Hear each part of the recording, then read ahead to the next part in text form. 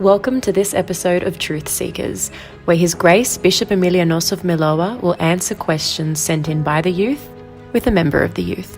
Hello Faith, thank you for coming here today. Would you like to tell us a few things about yourself? Thank you for having me here, Your Grace. My name is Faye. I am a graduate, so I studied a Bachelor of Law and Theology, and I work at Liverpool Parish, and I'm 23 years old. Okay, thank you Faye. I've got a question here for you. Okay. So the question says, married or monastic? How do we understand our calling? Any practical ways to help us decide? What do you think? Good question. You yourself would be the perfect person to answer because you are a monastic, so I'll try. The first thing that comes to mind would be all are called, but few are chosen. And I think that we're all called to be saints.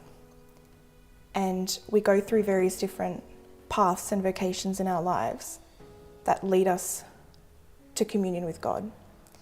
That looks different for everyone. And I remember you sharing when you were speaking about your Yeronda Emilianos.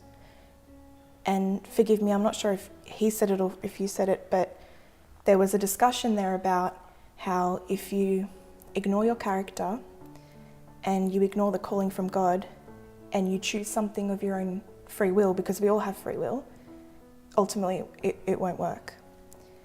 And I think that practical elements would be, of course, discernment, prayer. That's the only way that we can listen to God, and that's the only way we can talk to God. And ultimately He will show us. And it's the same with monastic communities. There's different spirits and there's different elements that create that community. And I think that when we discern what's right for us, God will ultimately show us the way. And if it's meant for us, then His will be done. And same with marriage. So I think that we can fulfill the will of God as a married person as well. I don't like to think of it as just monastic or marriage, because there are so many different paths in our lives, and we're called to God and we're called to be saints through every different path. So ultimately, will we end up married or monastic? I think it depends on the person, of course, but I think that if we can trust God enough, we can empty ourselves, then He will show us the way, because it's not for everyone. Both paths of life, married or monastic, it's not for everyone. I think that firstly we need to understand or practice prayer. We can say we can have so much discernment, so much prayer, but ultimately what does that look like? With, of course, the guidance of our spiritual father, attending services, reading the gospel. These all help in building that prayer life. And we can't kid ourselves by never praying and never seeking Christ and then asking Him the question, marriage or monastic. I don't think they collaborate well if we just jump in that one direction. So I think it's a process that we have to really consider. We can't ignore our character. We have to really know ourselves. And if we choose something because we think ultimately it's going to please God, then that's not freedom, and that's not truth, and that's not what orthodoxy is, ultimately.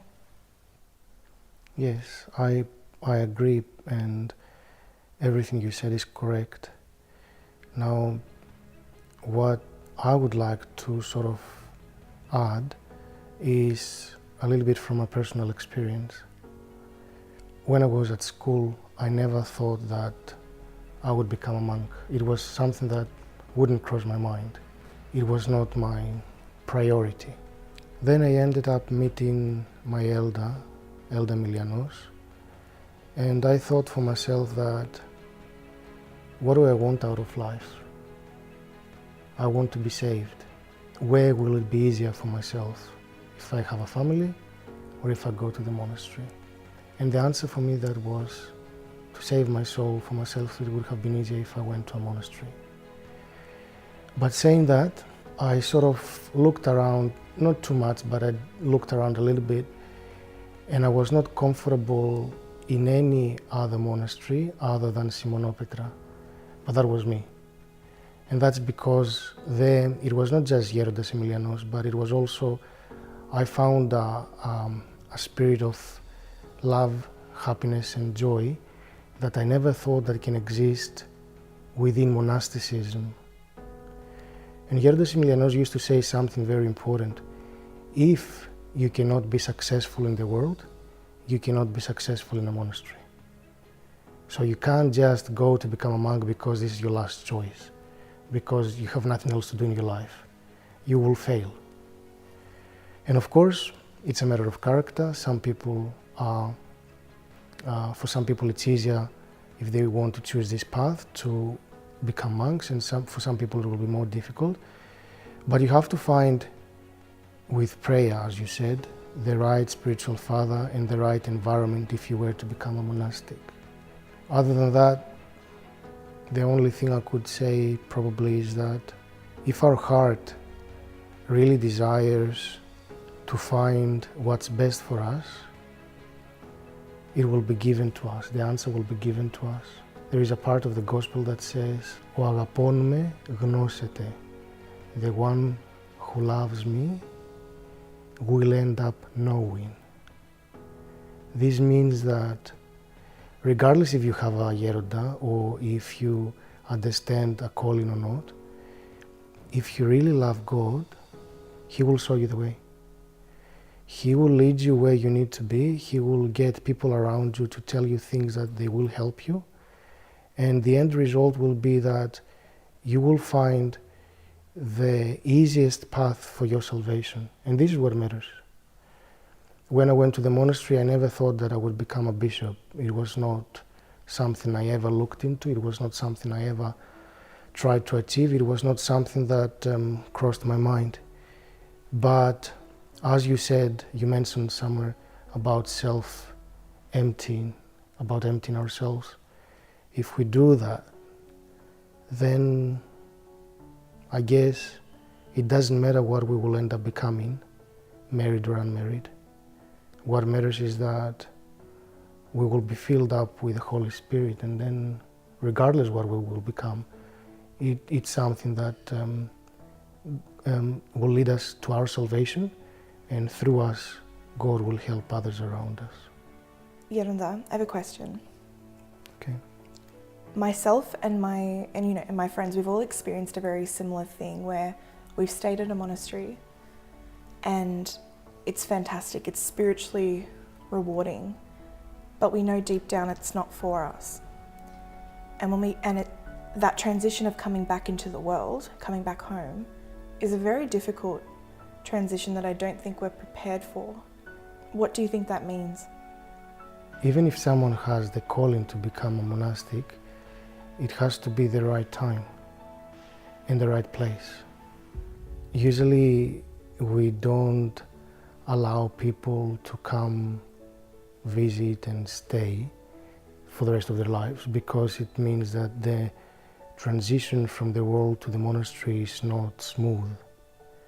So usually we tell them you can come for a week, and after a while you can come for a week, and after a while for 10 days, and after a while for a couple of weeks, and after a while for a month. But this is what happens with the engagement as well. It's a trial. And the engagement, as well as someone to be a novice in a monastery, happens for the only reason that it can be broken without destroying anything, because there are no promises given. You have the freedom and you're testing the waters. And if you don't do that, then you can't commit, because you're not certain how you will feel for the rest of your life. And this goes both ways. So if you're engaged, your partner also has to make sure that everything goes smoothly. If it doesn't, it means that you need to change direction, you need to find someone else. And it's easier to do this then, instead of doing it down the track, if you will have a couple of children and you create problems in your family and you create problems in their lives, and they don't know us anything. Why would we do that? The same thing in the monastery. If you see that it's not the right time, it's not the right place, or you're not 100%, you can go back to what you were doing, and then if God brings a different scenario in your life, you continue until you understand that this is what it is, and you're 100% so. And if you are engaged, your partner is 100% so. And if you're in a monastery, the monastery is 100% so that you fit there. You're a good match with the rest of the sisterhood or brotherhood. And this is when you understand that you click. And once you click, that's it, you clicked. Yeah, until we get to this point, we should not despair, because it means that something is not ready yet. And it might not be us. For example, there are lots of things changing in Australia at the moment. It might not be the right time yet for some people to take a position in the church, but it might be the next thing that happens. We don't know. Until then, we have to keep ourselves available and free and pray, and God will open our eyes when the time is right. But of course, when you like something and you're not 100% sure, it could be either engagement or being in a monastery. When you change and you go back to your previous life, it is hard, but it doesn't really matter. You do it for Christ. You stay there for Christ and you move out for Christ. And you do it with full conscience that you only want God's will to be done in your life. So it doesn't matter what this is. And I always say this, we have to leave ourselves in God's hands. And once we do, you will float and you will end up where you should be. And that's it. Thank you, Yoranda. That's right.